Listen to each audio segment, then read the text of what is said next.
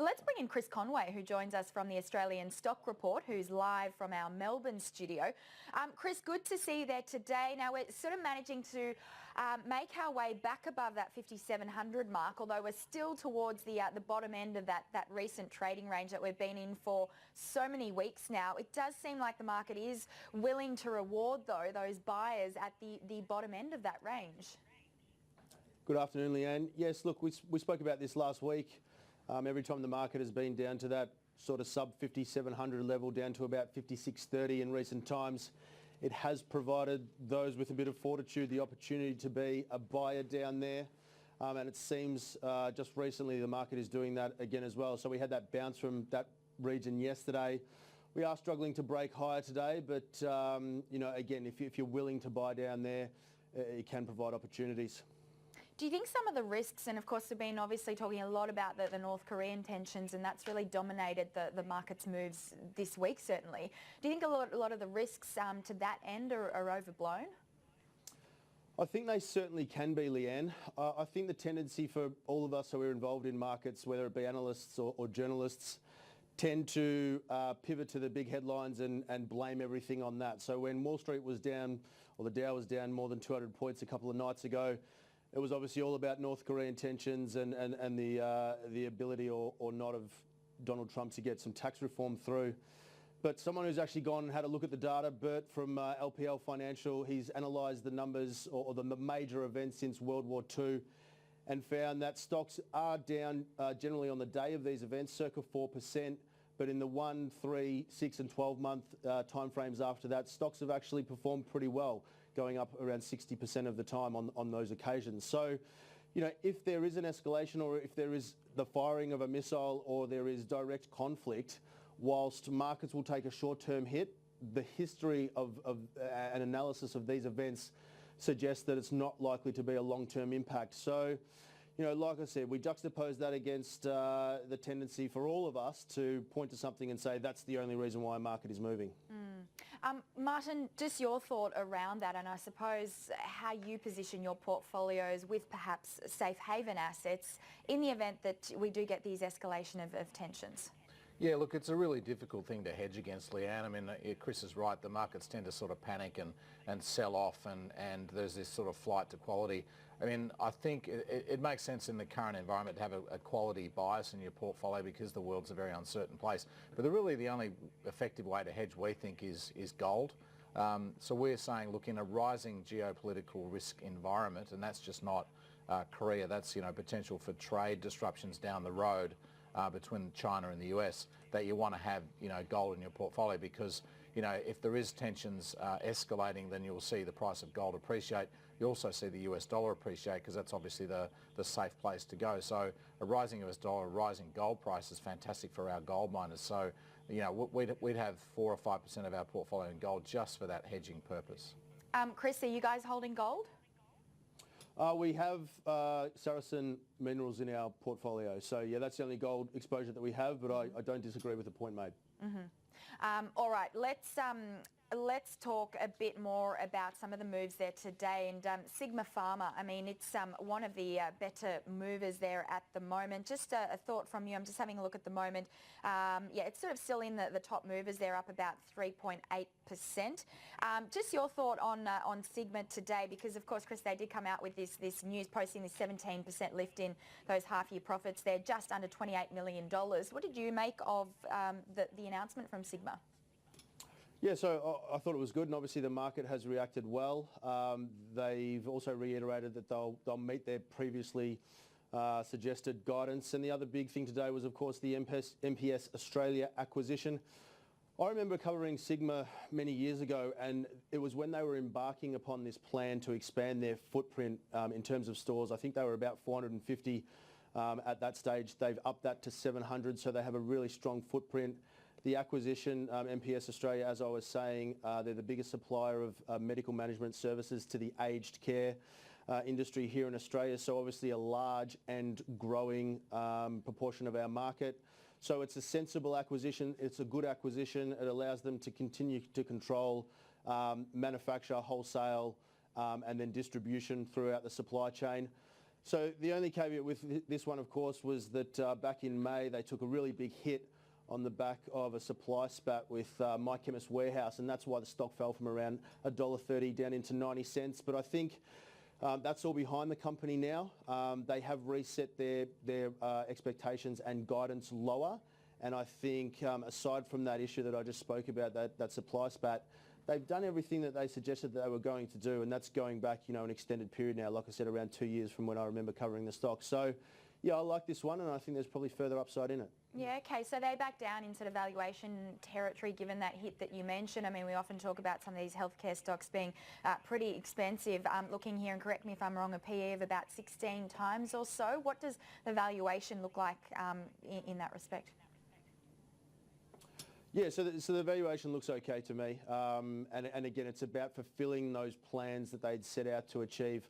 And the reason why they embarked upon this program was because they wanted to pivot away from their reliance on the pharmaceutical benefit scheme, which they have done. And that's, as I said, by growing that footprint, looking for ways that they can expand their wholesale and distribution, like the MPS acquisition. And they remain on track to make further acquisitions as well. So, yeah, not too worried about the valuation at these levels. Martin, just your thought, and as Chris obviously points out, they are subject to regulatory change and so forth, which I suppose does pose a risk for the company's outlook. Just your thought on Sigma Healthcare and where you see its valuation. Yeah, I mean, they seem to be ticking a lot of the boxes in terms of what you want to see a company do. I mean, certainly they're focusing on growing their distribution centres. They're focusing on reducing the amount of stock. I think they bought back around about 10% of their capital.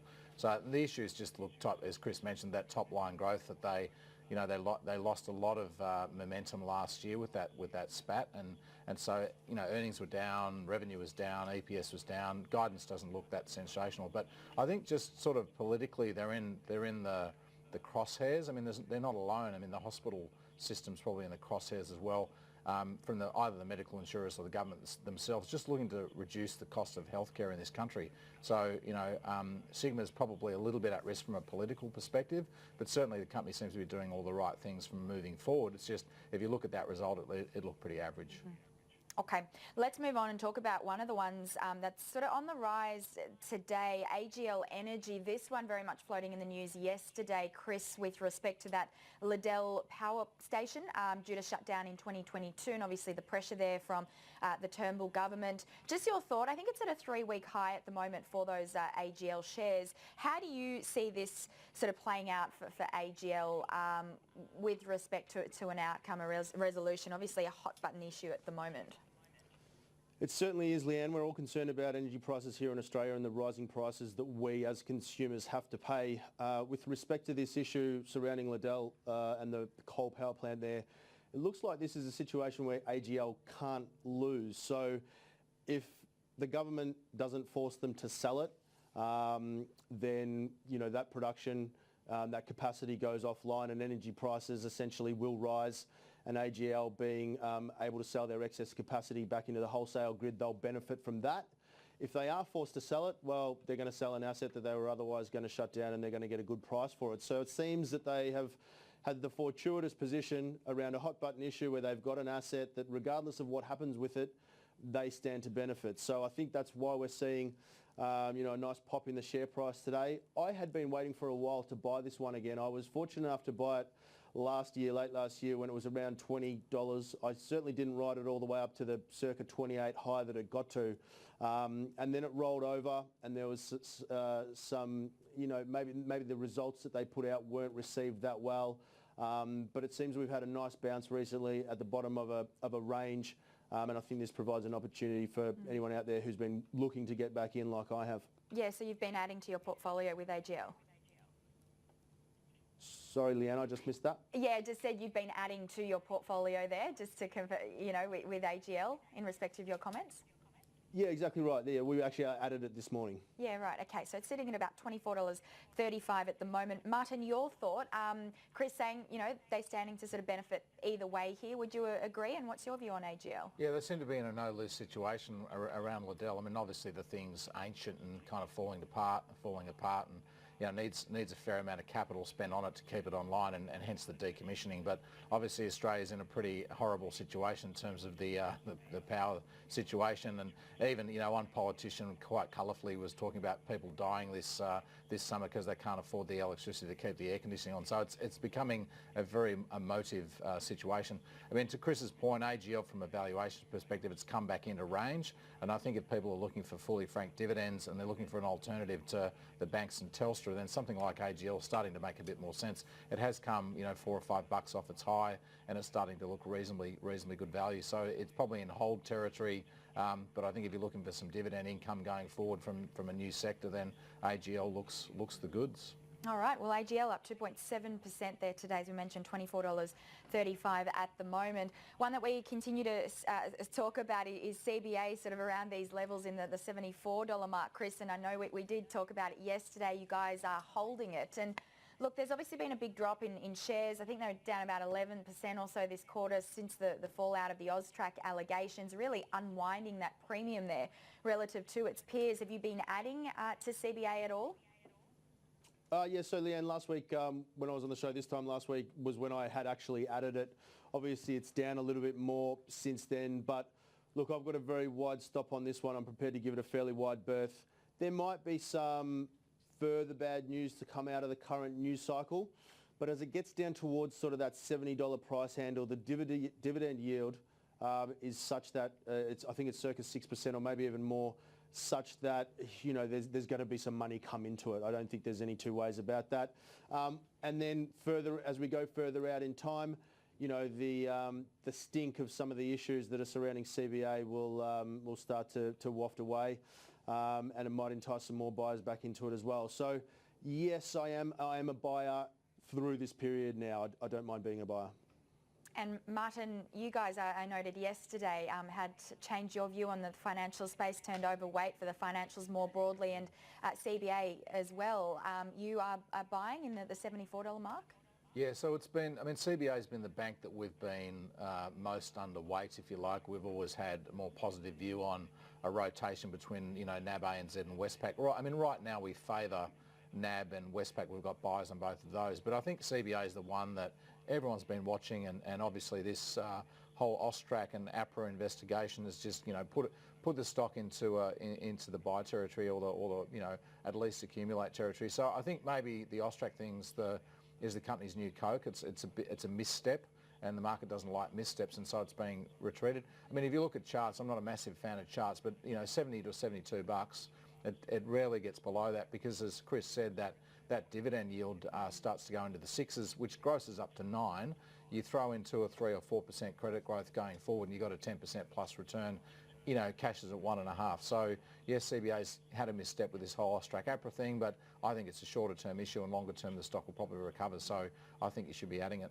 All right, excellent. Well, we are seeing those banks recovering there today, unlike what we saw yesterday, and CBA is leading the way on the upside. It's up about 0.7% at the moment, $74.24. Chris, we'll let you go on that note. It's been a pleasure as always talking to you. Thanks so much.